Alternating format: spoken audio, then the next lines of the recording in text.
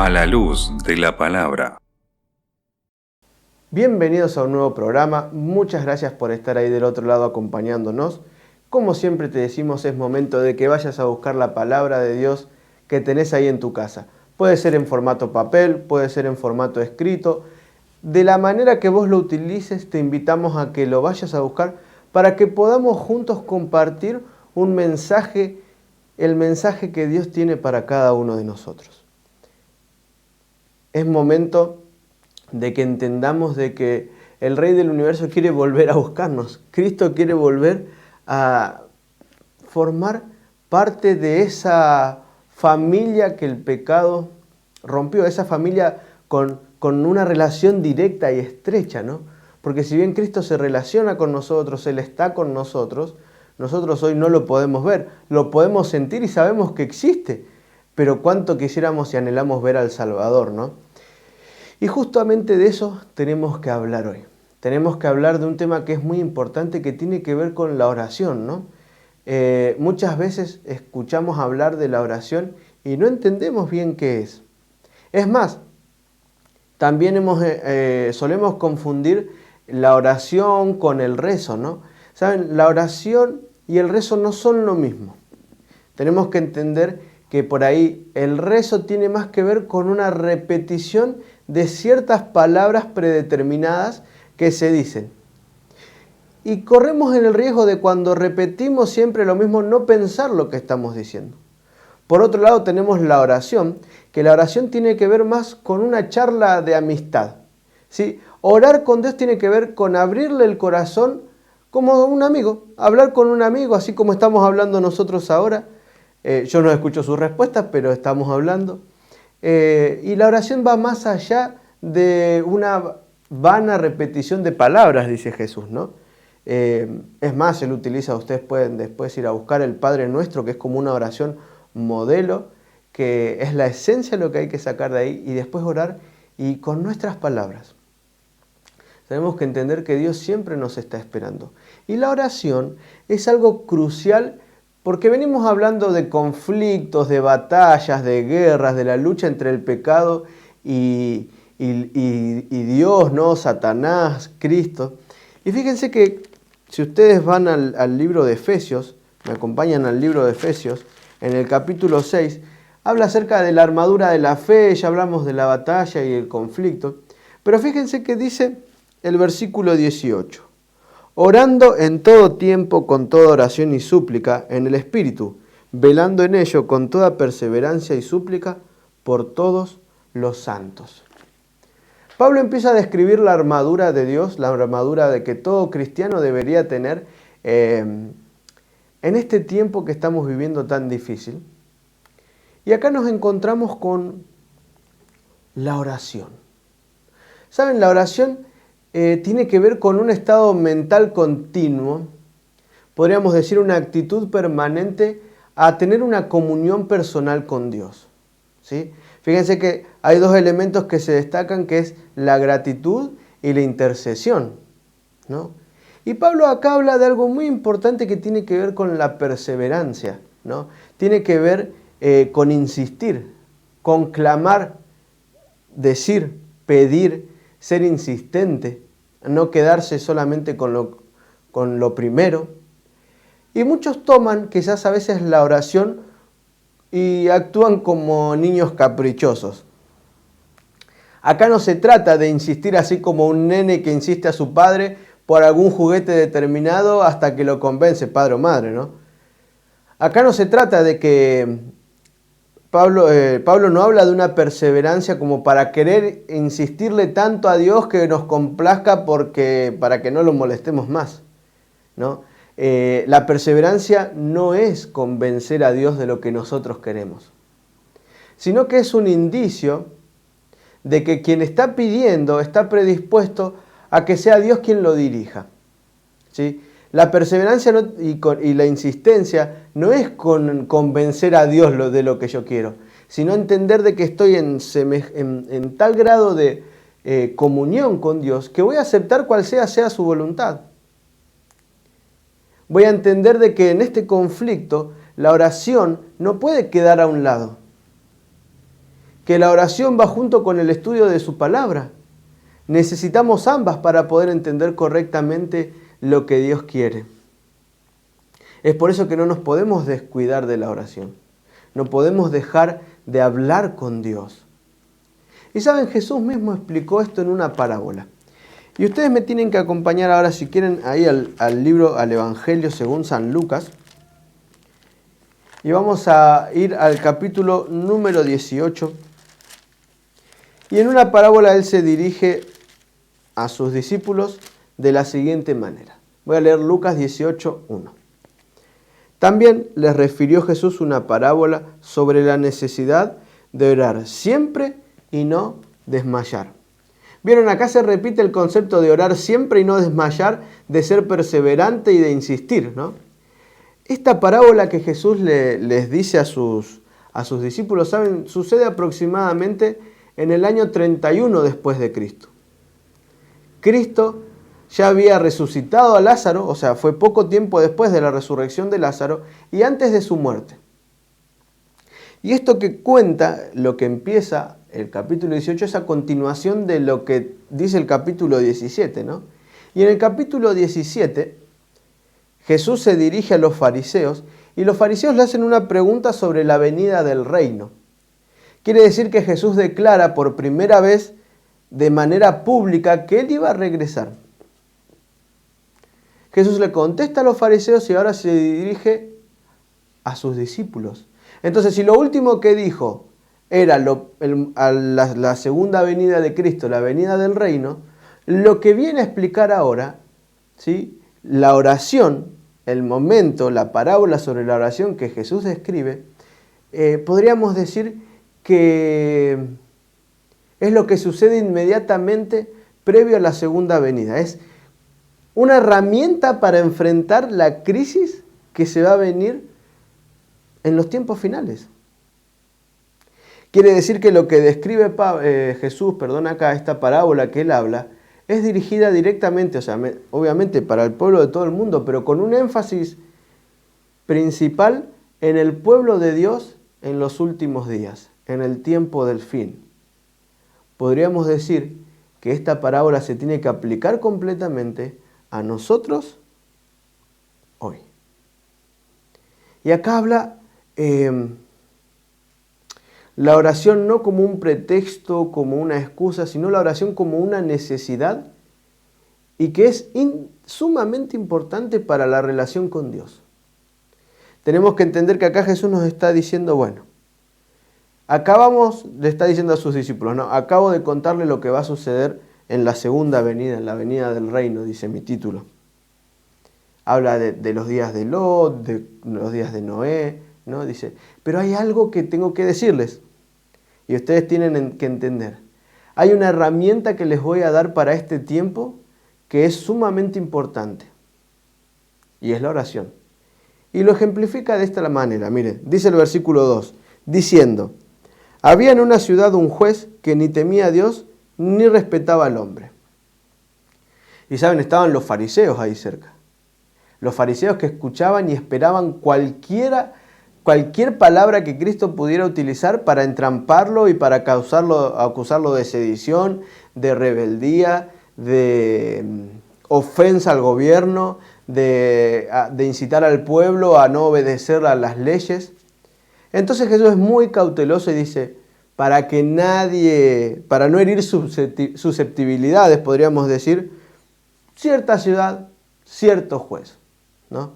Esto es para que los gobernantes presentes no lo tomaran esto como ofensa. Y se compara a un juez que es sin amor a Dios ni al prójimo.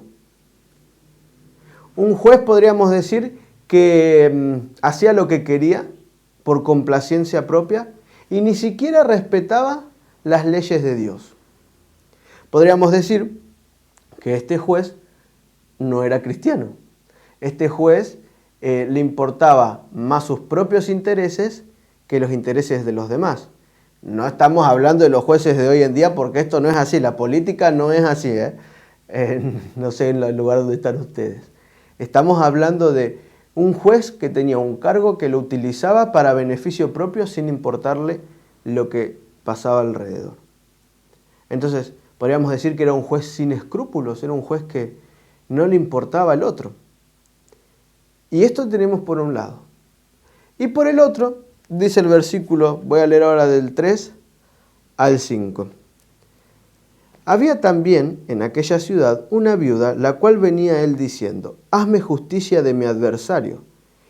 Y él no quiso por algún tiempo, pero después de esto dijo dentro de sí, aunque ni temo a Dios, ni tengo respeto al hombre, sin embargo, porque esta viuda me es molesta, le haré justicia, no sea que viniendo de continuo me agote la paciencia. Y vamos a analizar estos versículos porque no tienen desperdicio. Quien necesita del juez y quien necesita que cumpla la función por la cual está en ese cargo es una viuda. Y saben, las viudas, ¿sí? Las viudas eran de la clase social, diríamos, la parte más vulnerable. Era lo más desvalido de toda la sociedad, podríamos decir. Y sobre todo, y de manera peor, si no tenía hijos. Fíjense que en esa época, en la sociedad, no era costumbre de que una mujer trabajara, sino que hiciera otros quehaceres, y quien era el encargado de traer, diríamos, el bienestar económico era el hombre. ¿No? A la mujer no se le permitía trabajar en aquella época. Entonces, la única manera de que una mujer pudiera subsistir era con un esposo o con los hijos. Si tenía hijos era porque tenía esposo, ¿no? Pero en el caso de que el esposo muriera, como esta mujer, los hijos podrían protegerla. Pero hay algo claro, esta mujer no tenía quien la cuidara. Tampoco tenía plata para sobornar al juez, porque si quizás lo sobornaba y lo adornaba un poco, quizás este juez hubiese actuado de manera diferente, enseguida lo hubiese ayudado, hubiese acelerado los trámites. Entonces estamos viendo acá a alguien que utilizaba su poder y recursos para sus beneficios y alguien necesitado y carente de protección. ¿Saben? Hay algo que es hermoso. Por ejemplo, el salmista habla de que habla a Dios como el protector de las viudas. Por ejemplo, Santiago dice que la verdadera religión es visitar a las viudas y acompañarla en sus tribulaciones. En otras palabras, esta viuda está representando a todo aquel, podríamos decir, hijo de Dios o no, que tiene alguna desventaja social, a todo aquel que es desvalido, a todo aquel carente de protección. Esta viuda nos representa ante las injusticias del pecado. ¿Qué podemos hacer? Estamos inmersos en un mundo pecaminoso. Y saben, esta mujer le estaba insistiendo y le pedía justicia, porque le dice, hazme justicia de mi adversario. Entonces yo me pongo a pensar, hazme justicia. ¿Quiere decir que le estaba pidiendo un favor? ¿Que le estaba pidiendo limosna? ¿Que le estaba pidiendo algo que no le correspondía? Quizás el esposo le había dejado una casa hipotecada, ¿no? Y quien estaba habitando la casa no se quería devolver, porque ella está pidiendo justicia, no está pidiendo limosna. Lo que le corresponde, quizás lo que le corresponde no le era otorgado. Y acá hay algo interesante que tenemos que destacar, dice, de mi adversario. Y todos sabemos quién es el adversario, ¿no? Por un lado tenemos a un juez que también es evidencia que el carácter generaba todo lo contrario a lo que Dios quiere generar en una persona, ¿no? Y acá se usa un término para adversario que es el mismo término que se le aplica a Satanás, el adversario. También es un término que se utiliza para, podríamos decir, designar al oponente en un pleito judicial, ¿sí? El término es antídicos, por ahí les suena conocido, pero siempre tiene que ver con un término legal para ver a quién que se opone a lo que la persona quiere. Entonces, no había nada que esta viuda pudiera hacer, ¿sí?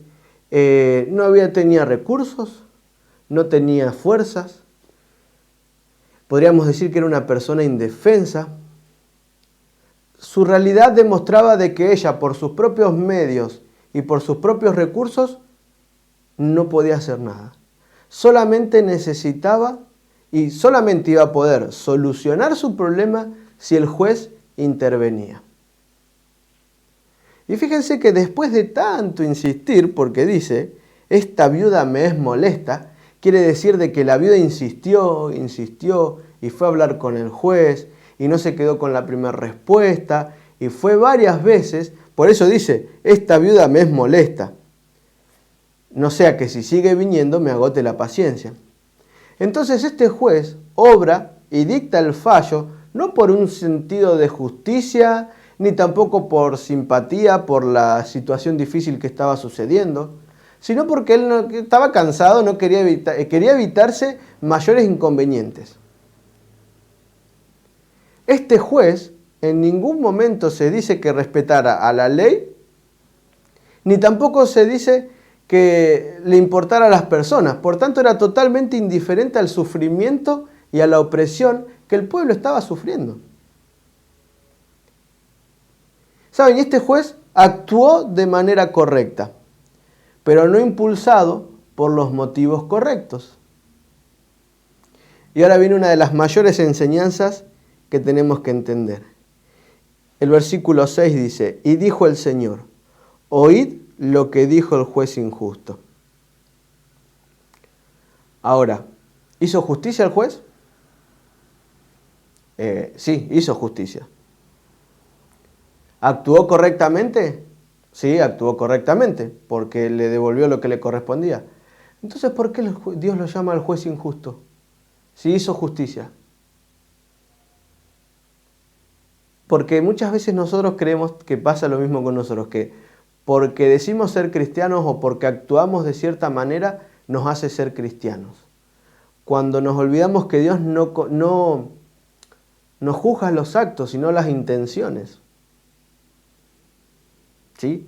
Y era algo que le criticaba mucho a los fariseos también, ¿no? Entonces el versículo 7 dice, ¿y acaso Dios no hará justicia a sus escogidos que claman a Él día y noche? ¿Se tardará en responderles? Y acá encontramos un contraste directo entre un juez injusto y un Dios justo y misericordioso. Y les está diciendo, si este juez, movido por motivos egoístas, si este juez, movido por que no querían que lo molesten más, actuó de manera correcta, ¿cuánto Dios que nos ama, que es misericordioso, que vino a esta tierra para morir en la cruz, para entregar la vida de su Hijo, vino a morir por cada uno de nosotros, no va a responder a aquel corazón sincero y persistente? Porque acá hay una clave, la persistencia. Somos invitados a persistir, somos invitados a que constantemente nos acerquemos al Señor. Ahora yo te pregunto, ¿Dios tarda en responder? ¿Quiere decir que cuando a Dios le pido algo y no me contesta enseguida es porque estaba ocupado con otra cosa?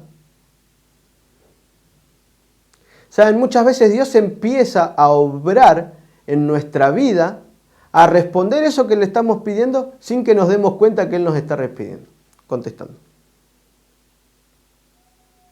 Tenemos que entender que todo Dios lo utiliza para el bien. Quizás ese momento de debilidad, ese momento de aflicción en que le estamos pidiendo, Dios utiliza para fortalecer nuestro carácter. Porque el carácter se perfecciona en las pruebas. Las situaciones pueden venir mal, pero el triunfo siempre va a ser mayor. Y saben, quizás lo que los rodeaba acá a los muchachos era después de esta charla del fin del mundo, los rodeaba quizás un espíritu de angustia, de temor. Y quizás hoy nosotros podemos compartir ese espíritu de angustia y de temor. Quizás la realidad nos abruma.